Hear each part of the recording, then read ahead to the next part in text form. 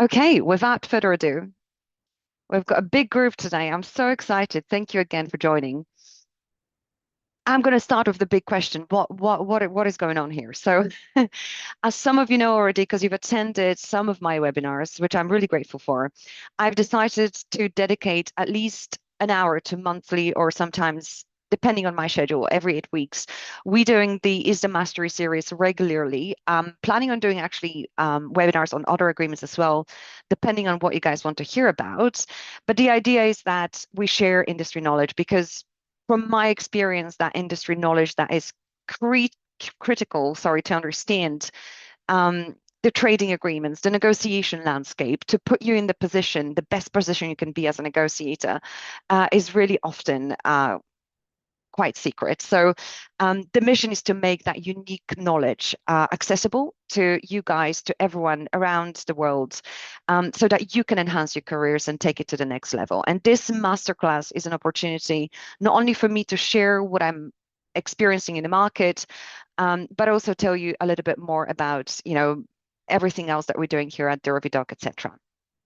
So, and Derivatives Lab. I'm still admitting people, but without that, I just want to, as we still kind of waiting for a few more people to join, I'm seeing messages popping up.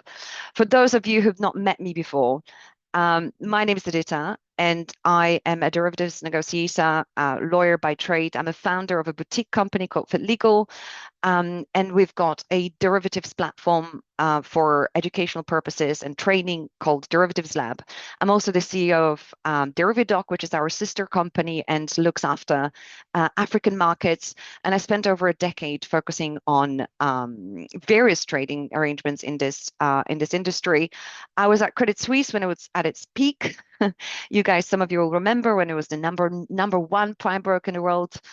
Not going to comment on that now, but look, it was fantastic to be there at the time, and I've learned loads.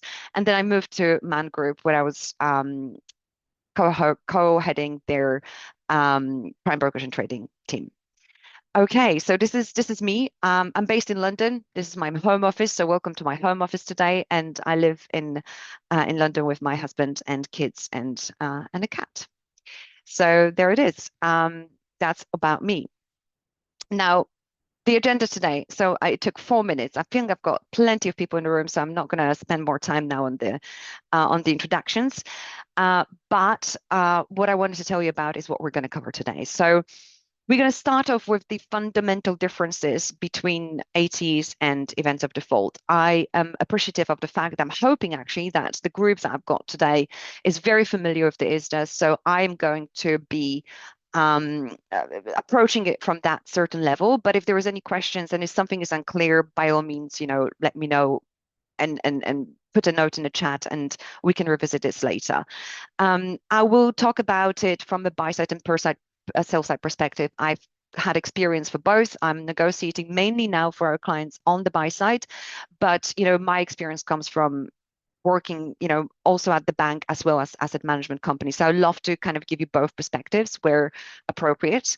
And also what we're going to do is I'm going to talk you through my handpicked, sorry, ATs, which I've selected for this seminar. And I think they are representative of what I'm seeing in the market today. Now, a small caveat here before we move on. For those of you who are super legally aware, or although I'm not referencing any of this on the slides, unless specified otherwise, I'm discussing the application of the 2002 ISDA. So I'm assuming most of you are using the 2002 version of the ISDA. Also, needless to say, the masterclass is in no way, shape, or form sponsored, accredited, supported by the ISDA Association. We love it, but there is no affiliation whatsoever, so I'm required to say that. This is a safe space for you guys, for me, for negotiator to share your views, your experiences, and I teach from my experience. You might have experienced something different, but I teach from what I'm experiencing in the market today. It's not conceptual. It's straight from what we deliver to clients every day. Okay, and also full transparency. This is not a sales pitch. I'm not going to be selling you anything. I'm going to be telling you everything that I've experienced through my obviously negotiations, but I also will be, not only sharing my own knowledge, but encouraging you to consider taking next steps with me, with us, and getting in touch with us in respect of anything else and prospective collaboration. But that's at the far end. So let's dive in. So I'm going to start actually with what ATs are not, because we need to make that distinction. We've got additional termination events in the ISDA, and we've got events of default under Section 5A. So I thought it would be best to start with making that distinction because it's primary to understanding, what we're dealing with. What is the nature of the beast? So although this is not part of the training per se, events of default, obviously, you would have heard that probably many times. These are all of those events, sinister events that happen to one party of the ISDA, and that party is to blame usually for that event of default happening. So there is a level of fault and some level of scandal, think bankruptcy involved in events of default. But in broad terms, this is where, something really sinister is happening to your counterparty and it's suffered and you've suffered as a consequence of that event of default. So there is 8 events of default in the ISDA. Again, not part of this discussion, but we've got your typical failure to pay, breach of agreement, there is misrep. So there is a lot of things that you can use that gives you those tools for events of default. They require notice. There is a slightly different way of treating events of default versus termination events. And I will talk about that distinction in a little bit more detail in a minute because it's quite important. But there is that notion of, something bad has happened to the counterparty and they're to blame with events of default. It's often said that termination events, which you should hopefully see on your screen now, are more likely to be outside of your control. So we're talking about things here that kind of happened to you, they occurred as a result of something different. For instance, illegality, force majeure, tax event, it happened to you. So the ISDA lists all termination events in Section 5B. If you're interested, that's obviously the 2002, and so does the 92 version.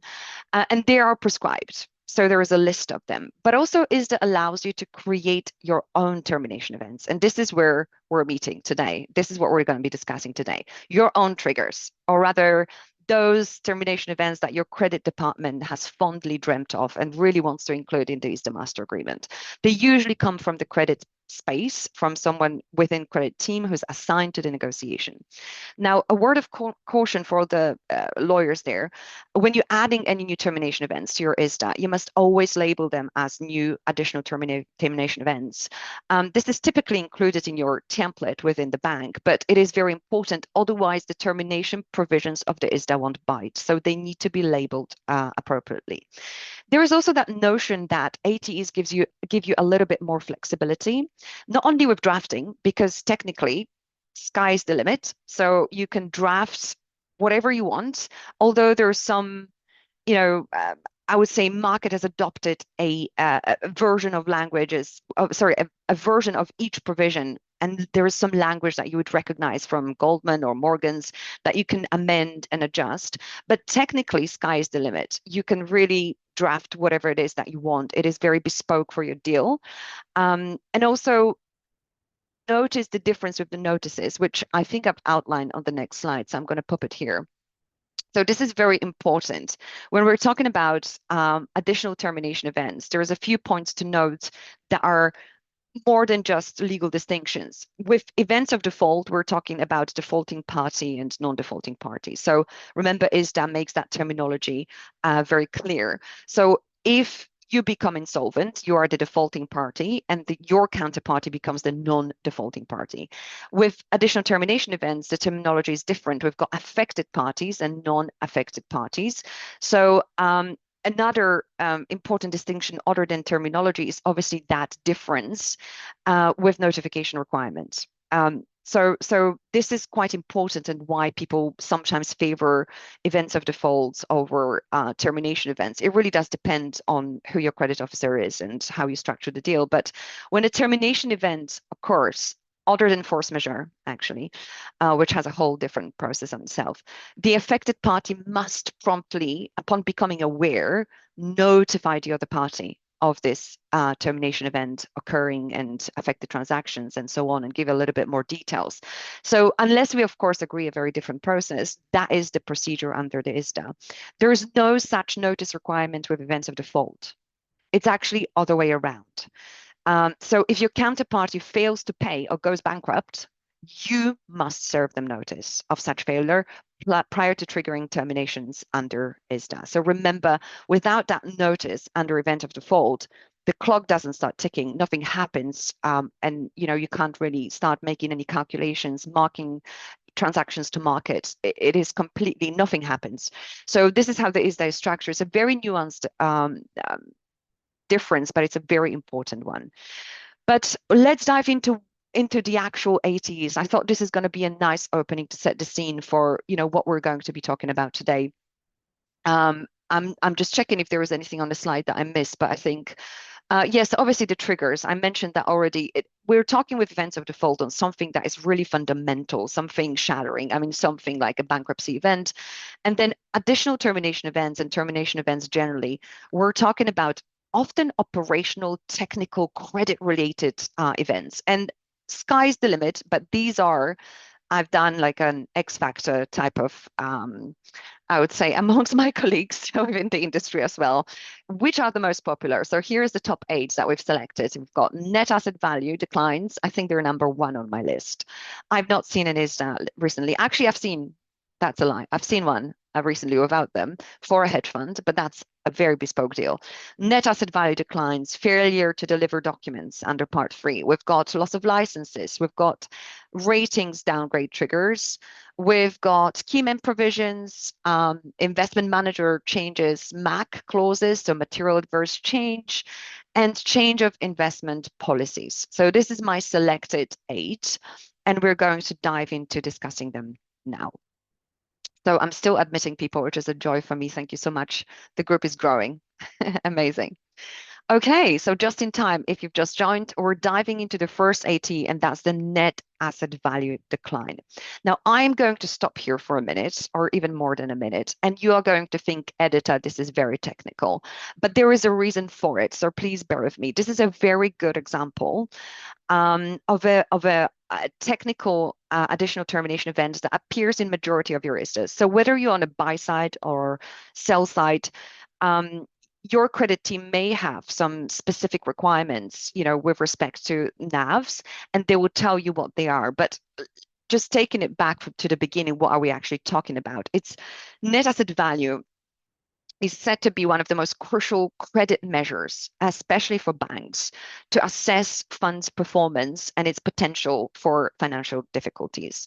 So in essence, we're talking about measuring what is the price of shares in a fund.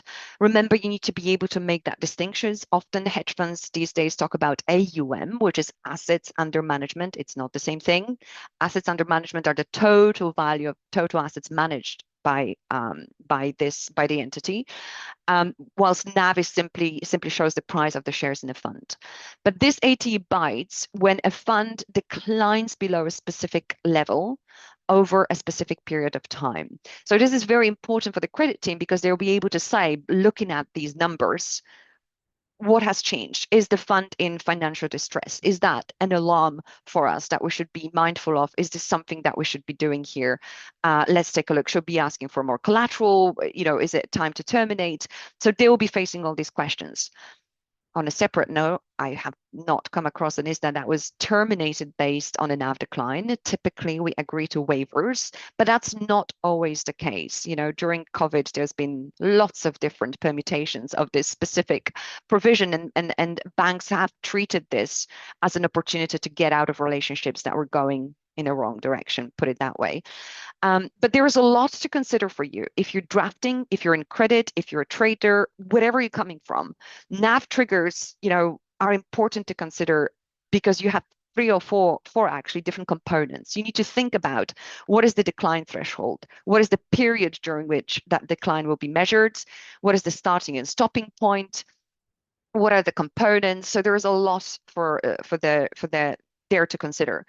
And again, I mentioned that I remember at our last seminar, but there was a lot of new faces here as well. I always say, to an argument editor, this is for legal to figure out, sorry, for credits to figure out, that you have got to be able to speak, credit, and you have got to be able to translate legal provisions into credit requirements and operationalize your ISDA. Without that knowledge, it's going to be very difficult for you to craft ISDA in a way that is really fit for purpose. So if you're in a buy side also, you most likely don't even have a designated credits team that is akin to what we see in the banks. So you really need to get up to speed with that terminology and understand how NAV declines are structured, and what are the key measurements that we need to be looking at. And on the next slide, I actually put an example of a real proposal. And some of you might have seen it before.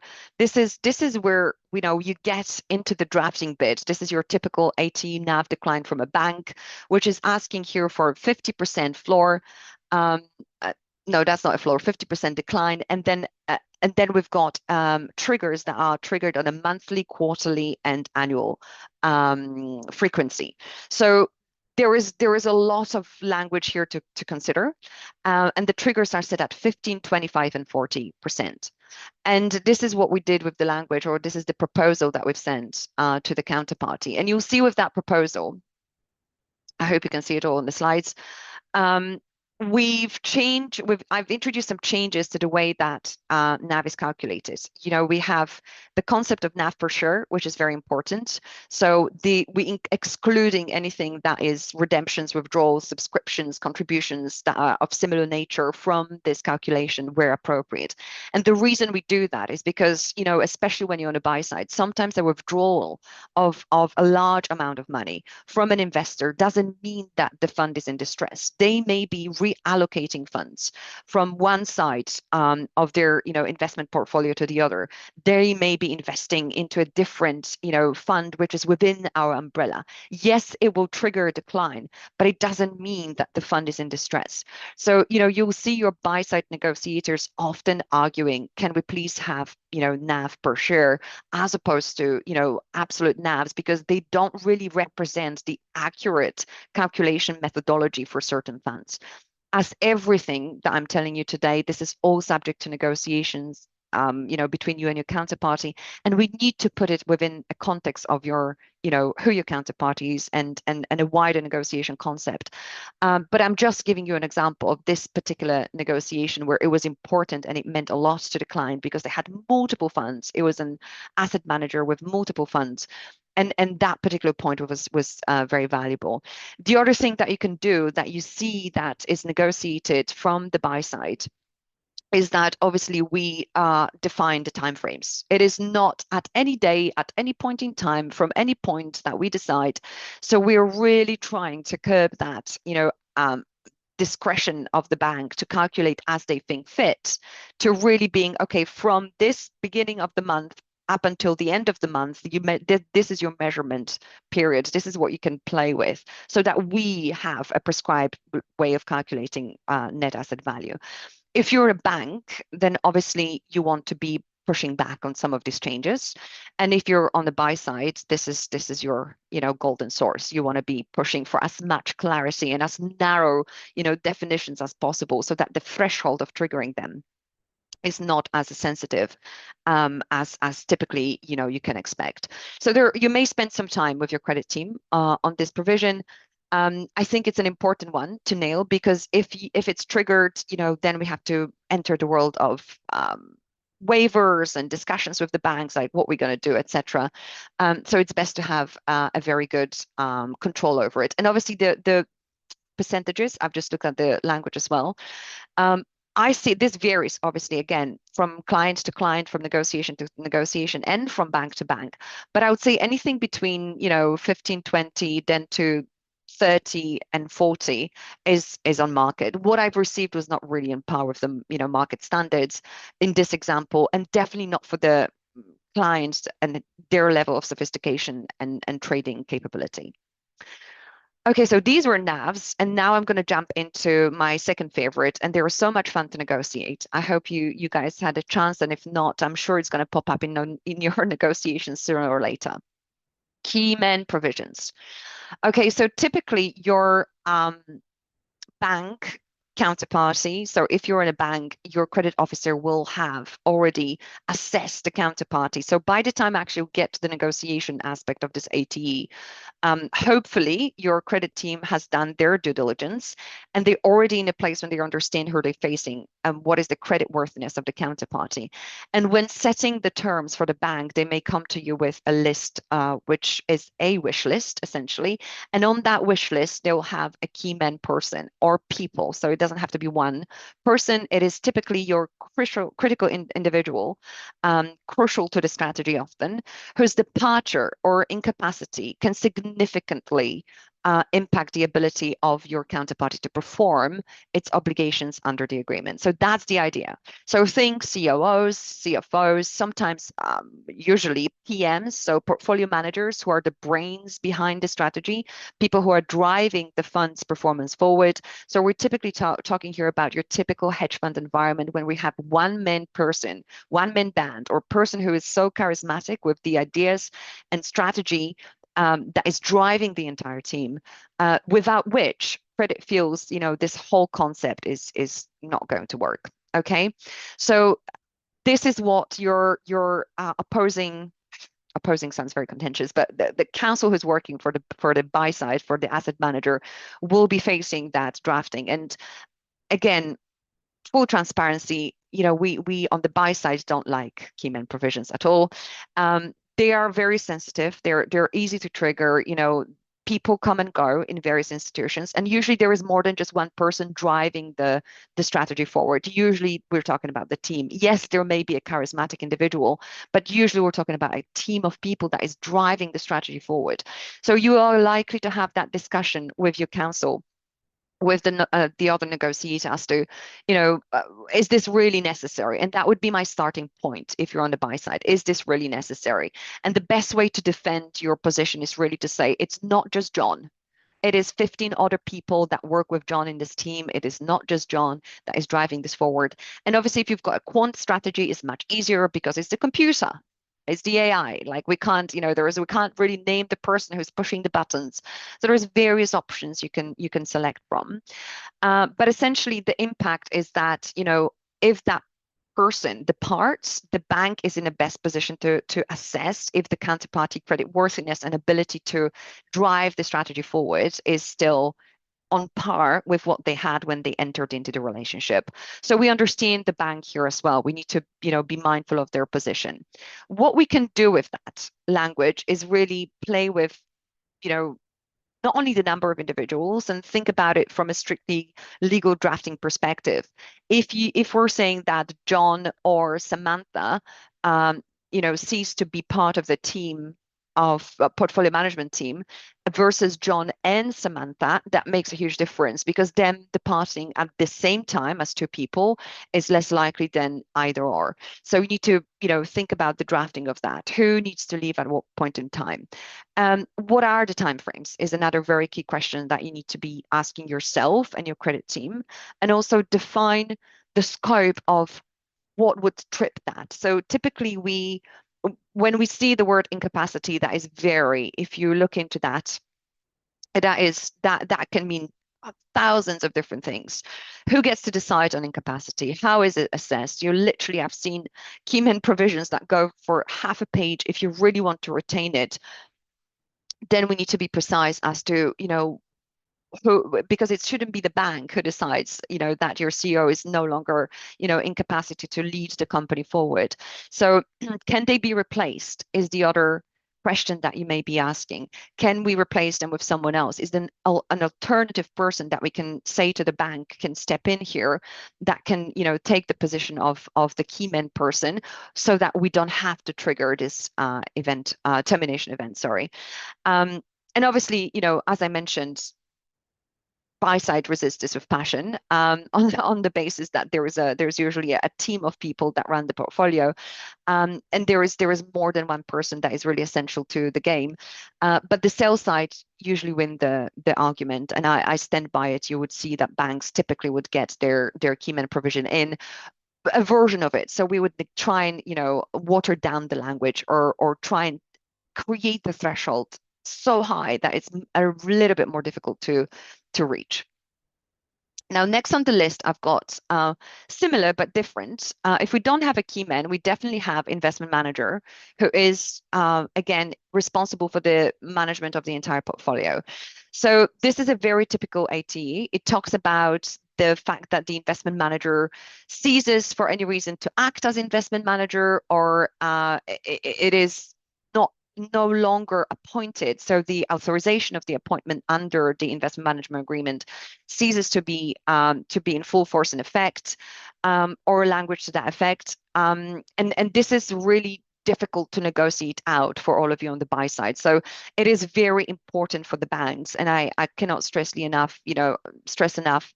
We don't kind of try and fight these provisions without a valid reason. There is a reason for it. There is a whole structure that we've built, under the ISDA. We've got the investment manager who's appointed a fund, and the fund is usually, the fund who's appointed the investment manager. And usually, if you have an umbrella type of structure under the ISDA, it is important for the bank to make sure that this authority retains and is in place at all times. So we see this quite often in ISDA master agreements. However, there is a possibility here to, massage the drafting again, whereby you can talk about alternative affiliates or alternative investment managers or other persons who have similar skill, reputation, experience, who are registered with the SEC or FCA or the relevant authority, who can step in and replace the existing investment manager. Provided is acceptable to the bank. That's usually the caveat, to avoid the triggering of the entire NTE. So this is the most commonly negotiated change to this provision. And you'll see sometimes, I see more regularly, banks will, request that this happens within a certain time frame. So fine, if you appoint an affiliate, it needs to be of certain rating, or it needs to be of similar reputation, and it needs to be appointed like within 5 days, 5 business days, for example. So there is ways of, avoiding, again, maybe not avoiding, but just limiting the potentiality of this event to trigger a termination without cause if you have an appropriate replacement in place. Remember with this ATE also, sometimes it talks about loss of licenses as well within the investment management entity. But there is a separate termination event for loss of license, etc., that we like to consider. What we do not like, sorry, it just came to me, it's not even on the slide, is attaching investment management entity to any of the sinister events of default that we've got under the ISDA. So that's a no-no for a buy-side entity always, because there is that notion for sell-side negotiators. Please remember that we are there to protect ultimately, the funds and the assets of the client. So spreading that liability across the fund plus the investment manager plus, someone else is really just exposing ourselves to additional risks, which are not always necessary. And it so is the practice of the market that investment managers enter into side letters with the banks, where they give certain representations to give the banks comfort around the risk of ultravirus, so acting outside of their scope, and other things like ERISA, for example. So there is ways of dealing with some of these things outside of the main body of the ISDA. And always remember, if you're asking as a negotiator of something of the investment manager or the fund, who is your party B? Because for this to be enforceable, your investment manager will have to sign on behalf of that representation or AT, etc. Sorry, I digressed a little bit, but changes to investment management composition are very, very popular. So I think it's important to cover it in more detail. All right, we're halfway through. I'm at number 4, looking good. Okay, MAC. So I have to be honest with you, I really don't like this language, and it just keeps coming up in various of ISDAs, not only ISDAs, because it is very woolly. It's a catch-all provisions that banks seem to have adopted. It's a trend that I've noticed this year for sure. And it's essentially this provision that says, if there is any materially adverse change in counterparty's financial condition, then, we shall be able to trigger a termination event. So any material change in the financial condition of my counterparty.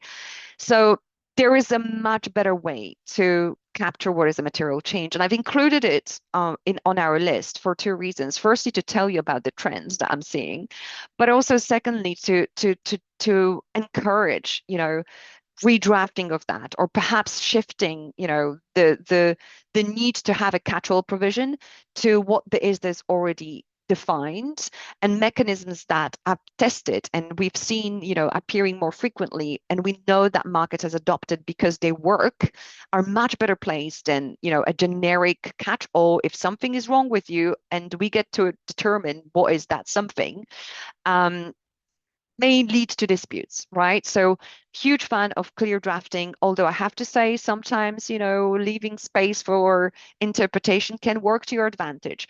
But in when it comes to termination events, additional termination events, we really want to drive, that clarity, because it is the ultimate weapon for the credit teams and for, the buy side entities to protect themselves against any adverse changes in the market so that they have the ability to trigger their termination rights. So this particular provision, again, first drafting consideration, I would say, I know it's there to protect you from unexpected deteriorations in financial stability, and that's very important. But if we already have a NAV decline, if we already have, eight additional termination events that deal with something different, and events of default that protect us from failure to pay, from misrepresentation, from, a range of sinister events that can happen, is there really need for an additional termination event that talks about something material may happen to you? If you lose that battle and the bank insists on a MAC, provision, then I would, try and negotiate what is material. Okay, can we look and clarify as to what is the material change? Does it mean that, maybe I'm a credit rated entity, maybe I'm not a hedge fund, maybe I'm a corporate, then this is more appropriate in that scenario. Perhaps we can tie that to some level of understanding of my credit rating. If I'm not rated, maybe it's shareholdings structure. Maybe it's some level of regulatory change that we need to capture.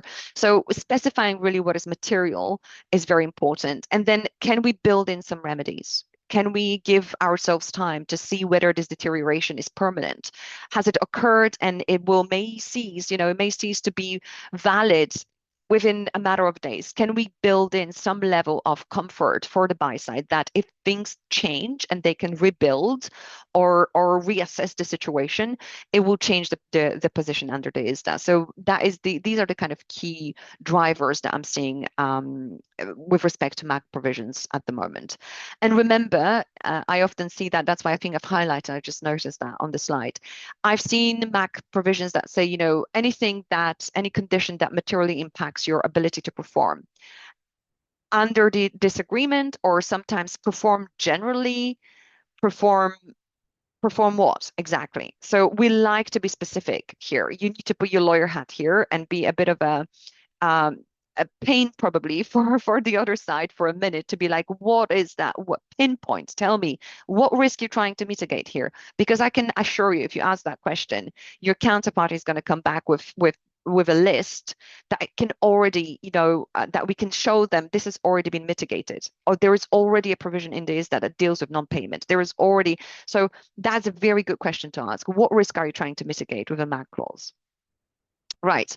Next on my list is changes in investment policies. Very, very popular for hedge funds. Again, number 5 on the list.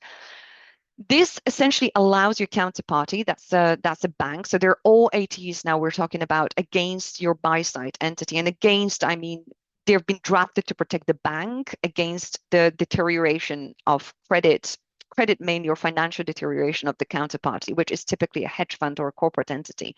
So if there is a change in investment policy provisions, change that is fundamental to the investment strategy, or the guidelines are altered, then and that change potentially has the ability to impact, not only the way you trade, but also your obligations, your risk profile, your financial creditworthiness, then the bank is asking for an ability to reassess and trigger a termination event. Remember, the triggers are at the sole discretion here of the your counterparty. So they don't have to trigger a termination event against us. It's an option, and they also don't have to terminate all transactions. They can terminate some or part, which I'll reconfirm again when summarizing the whole presentation. But it just came to me, so I do want to say that, because specifically for changes in investment policy, you need to be able, firstly, it is difficult to negotiate out. I respect that, and we do see that it really depends on so many factors. So I don't want to repeat what I said before, but generally we see them quite frequently. Majority of the banks have them in their typical templates. Change in investment policy. What is very relevant to negotiating this provision is understanding what is material. Again, what material alterations is the bank really fearing that we're going to make? Remember to remind them that we have an obligation. Every buy-side entity, every entity actually, counterparty under the ISDA, has an obligation to notify the other party if there is a material change in constitutionals, or if there is anything that is the preprint of the ISDA, if there is anything that materially changes the structure of the entity, and if there is any investment strategy change. There will be a conversation. So we like to remember and remind our counterparties that the trading is based on relationships. We always take a step back. Yes, it's super important what you've got in the document, but majority of times, people pick up the phone, and you would have hoped that's exactly what happens. Traders talk to each other. The front office people will talk to each other. There is discussions happening. To be able to say to a counterparty there is a massive investment policy change is an unusual situation. So the way to rebut that is really, we would be discussing this with you, right? We have an obligation already to have that discussion. We're altering something that's going to be material. And from that perspective, then start drafting. So what is the material change? Can we specify the document? Are they worried about the prospectus, or maybe the offering memorandum, depending on your entity, or maybe they're worried about the constitutionals? What is it that they worry? Can we limit that? Establish materiality threshold. What does it mean it is material? That means we change the structure of the entity. Then maybe there is another event of default that can deal with that. But challenging the drafting of this is essentially what the buy side will be doing. Is there anything else in the ISDA preprint that can protect us, that will show you that that risk is already mitigated? If not, then we obviously need to massage the language. And typically what I'm seeing with this is that we really narrowed down what is the it cannot be just investment policies unless you clearly define them. What is the document that is so important? And do we have an ability to remedy it? What if we do have a material change and the risk profile is actually, a little bit more, yes, it's going to be different, but it's not necessarily materially impacted our ability to perform. So all of these you need to consider when discussing with credit team. I think this one is less of a concern. Actually, there is another point that I wanted to mention. With investment policies, not every entity would have that. So just bear in mind, as everything that we're discussing today, I'm assuming we're here discussing a counterparty to an ISDA with a bank who has, an offering memorandum of some sort. There is obviously deals that you can make that don't have these documents, and they're based on slightly different relationship. Okay, number 6 on the list is, what was that, number 6? Yes, loss of license.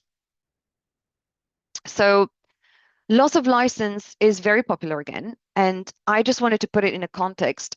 It's very popular for certain entities, and I would only expect that if you already secured an investment manager, AT, and you as a bank know that if there is remember when we were talking about change of investment manager entity, and there may be loss of license or loss of authority, if that language is already embedded within your investment manager ATE, you want to be deleting, that for sure, because then the bank is wanting their cake and eat it. So they would have, already an AT build in the investment management entity that is securing them from a situation of party B, investment manager losing the license. So this loss of license or qualification AT The most frequently I see that is in the context of specific structures like your CCAPs, UCITS, which have very bespoke registration authorization or authorization processes and procedures, or anything that is like in your Irish, structures or UCITS as well, or trusts. So they would have the drafting, what I mean is that the drafting of the language that will deal with this may be very bespoke to the entity type that is your counterparty under the ISDA. So just bear that in mind. But this is to deal with them losing your counterparty losing regulatory approvals, licenses, qualifications, to be able to operate, in this market and to be able to trade with you. So this is very important in the world of sanctions, violations of trading regulations. So we don't kind of fight this AT. There is no desire from the buy side to completely get rid of it. It is important and it's recognized as an important one. But we obviously want to clarify what types of licenses, you're talking about. Is this the CFTC's approval, which is the Luxembourg entity? What is it? Make it as specific as we can so that the triggering of the event is really narrowed down to that specific event. So that's your job if you're on a buy side. If you're on the sell side, your job is the opposite. Make it as wide and as generic as possible so that if the law changes, if there is any changes in terminology that CFTC, for example, is using, you want to be able to trigger that AT regardless. And then also, is there ability to include a cure period? Is there ability for us to remedy this? So always think the same. It's almost the same questions every time as you, I'm sure, seeing now. But this is what this AT is meant to be doing. And also, I've just noticed on the slide, consider, um, voluntary surrenders or anything to do with licenses that is voluntary, and allow time and space for that, because it's important. It really need to be crafted, from my opinion, to the circumstances of your counterparty. Then it makes perfect sense. Okay, failure to deliver documents is very popular. We've got still like 16, 17 minutes left. Okay, this is pretty much a bog standard termination event in every ISDA from a bank. And it says essentially, if you fail to deliver any documents that we specified under part, 3 of the ISDA, which are your typical deliveries, deliverables, I should say, then we have the ability to trigger a termination event. And failure to comply with the timeframes that we specified in part 3 as well will trigger the same termination event. Now, we've been successful in negotiating this out for various reasons. I appreciate that the banks really like this AT. It is giving them extra comfort that if you don't deliver something under part 3, we will, have the ability to trigger an AT. What it does not do is obviously doesn't give the buy side enough breathing space to deliver documentation if there is process issues at their end. And let me explain that. Often what we need to think about, that's the kind of context that is sometimes missing, is that your typical hedge fund entity would be outsourcing a lot of part 3 documentation management issues to their administrator or third-party providers, including calculations of NAVs, including updates of various documents like operational documents. All of that would be outsourced. Um, Majority of times, again, pinch of salt here.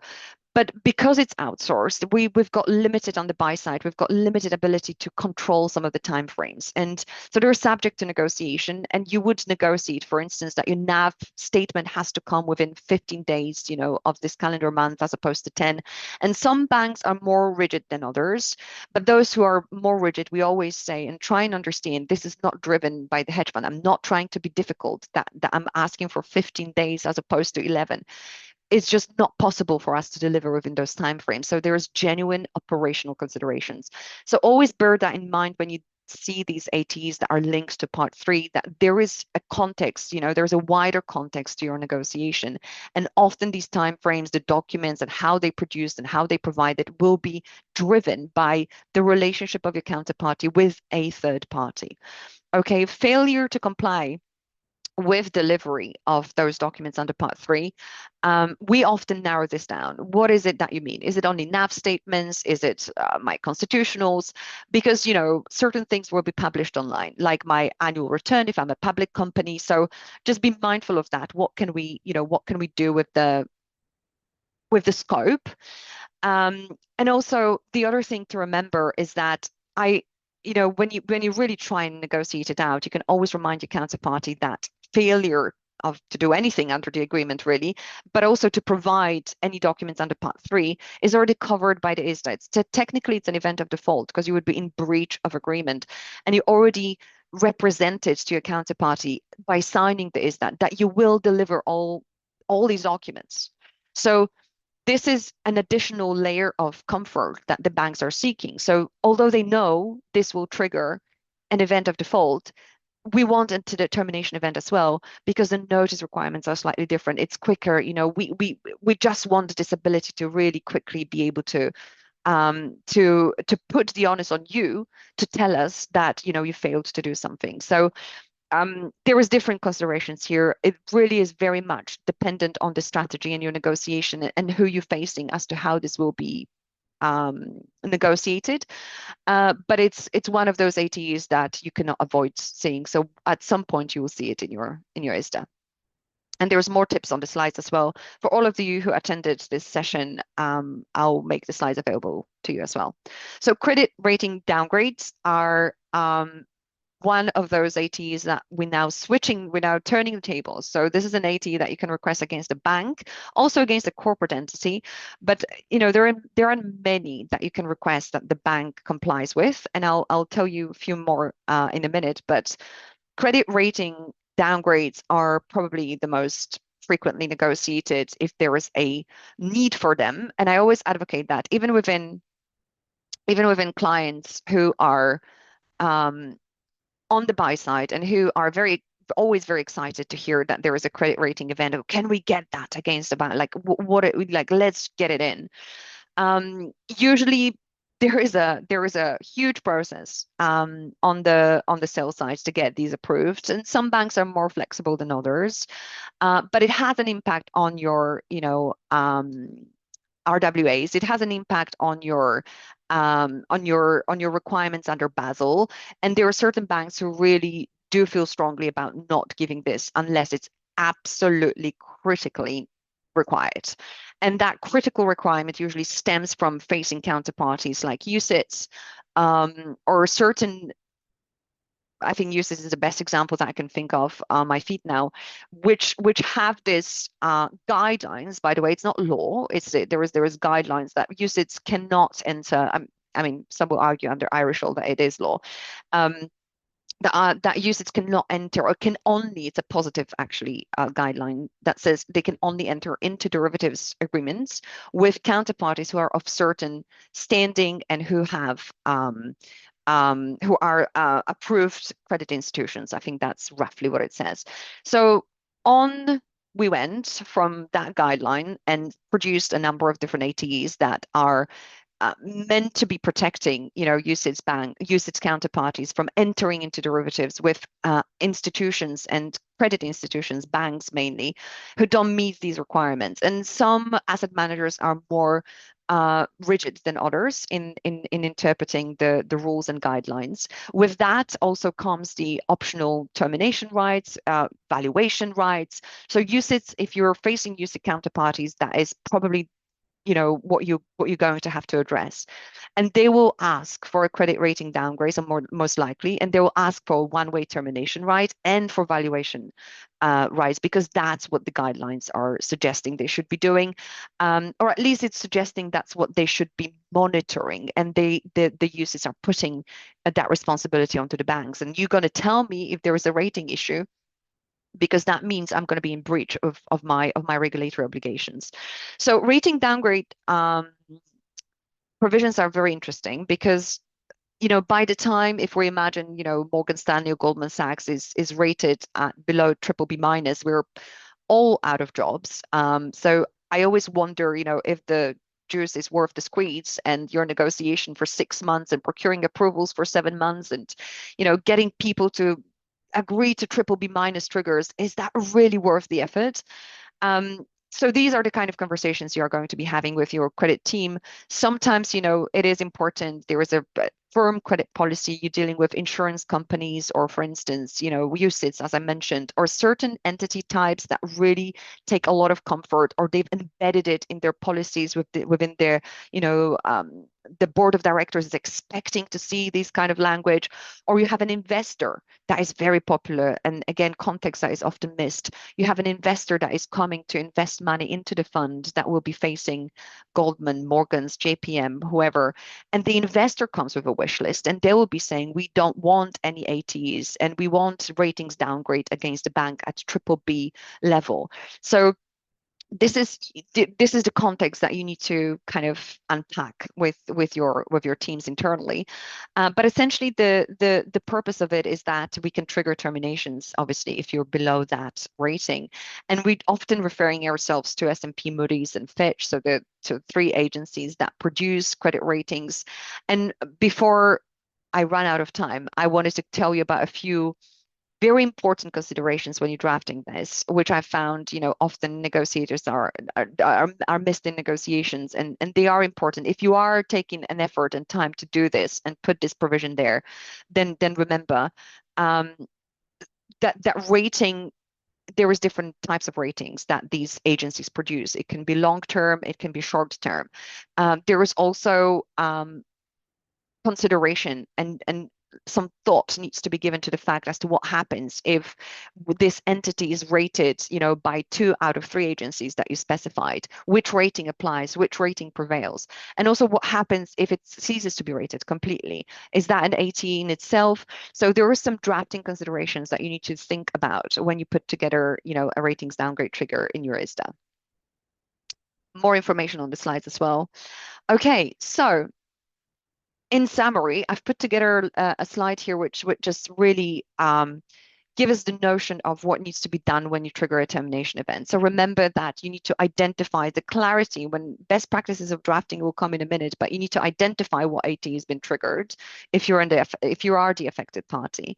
There needs to be a written notice citing that specific termination event. Think about if there is a grace period that you've negotiated. This is all bespoke. Is there any waiting? Obviously, waiting periods apply only to illegality or force majeure events. But with your ATE, as I said at the outset, sky's the limit. You may agree to some sort of a grace period. So we need to be mindful of that.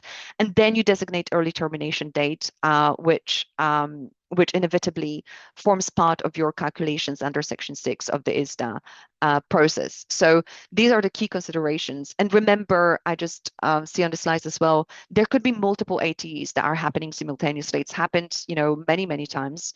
So you need to be able to craft your notice if you're triggering any of them appropriately.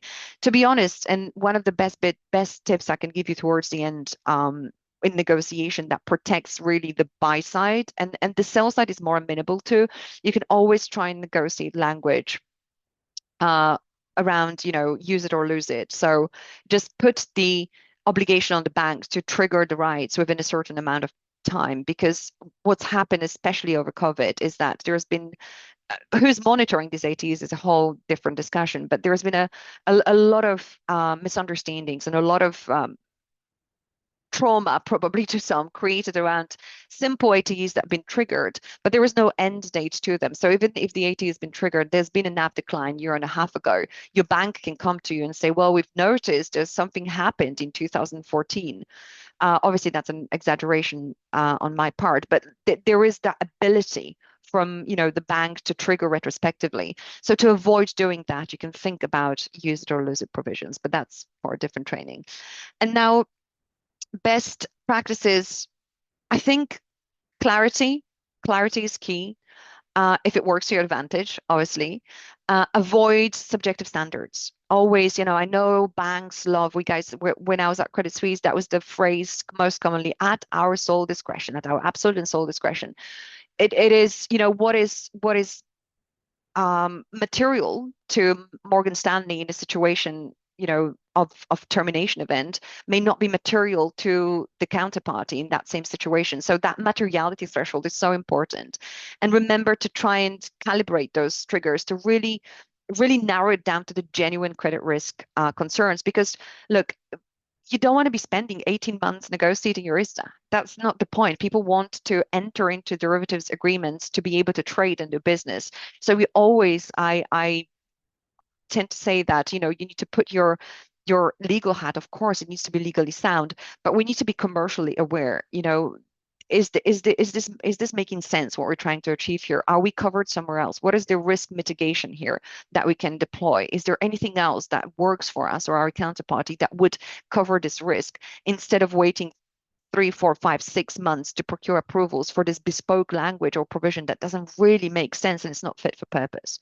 So and the last point I wanted to mention before we dive into other stuff and takeaways is this holistic view. Okay, this is often what I see negotiators don't remember, or because our industry has created this pigeonholes and we siloed. We only negotiate ISDAs, or we would only negotiate repos, or there is only space for you in this box and you stay in your box.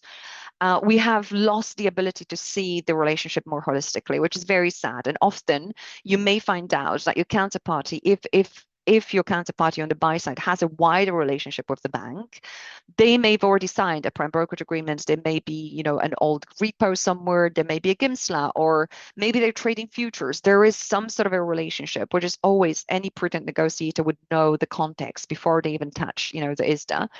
And they may have agreed to certain ATEs in those documents. So they will come back to you saying, we don't want this because we've not accepted it anywhere else. And that's a valid argument. Or they may say to you, these NAV declines don't match our futures agreement, or they don't match the lockup that we've agreed for the prime brokerage arrangement. So there is other considerations. You need to be able, as a good negotiator, as a good derivatives lawyer, to look at this relationship more holistically, to have a better view of the entire suite of documents. And I think, the key takeaways are, I'd already mentioned, we need to be able to really craft the ATs with that business hat on, legal hat on, and you as a lawyer need to be a bit of a technician, tactician, and magician. So, massaging the language is part of the magic. So I wanted to open up before, we've got limited time, apologies, but I wanted to mention that we've got an ISDA course coming up and open up for questions. And that I've got my signature course as well available to you if you guys are interested in mastering the ISDA. I'm super proud of this content. It took me 2 years to put together the content for ISDA Lab, and we're teaching ISDA regularly. So if that is something of interest, this material changes.